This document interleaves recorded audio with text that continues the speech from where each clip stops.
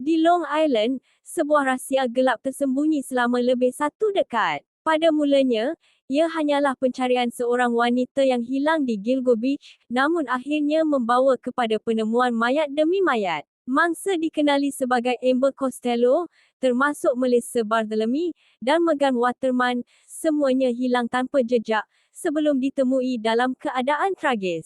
Selama bertahun-tahun, pembunuh ini kekal misteri, menggunakan telefon pakai buang, dan meninggalkan sangat sedikit bukti, seolah-olah sentiasa selangkah di hadapan pihak berkuasa. Namun pada tahun 2023, satu nama akhirnya muncul, Rex Heuermann. Seorang lelaki biasa, tinggal di Massapequa Park berhampiran lokasi penemuan mayat, tanpa rekod jenayah sebelum ini, tetapi didakwa menyimpan rahsia yang mengerikan. Beliau telah didakwa atas beberapa pembunuhan, bermula dengan 3 mangsa awal sebelum pertuduhan bertambah.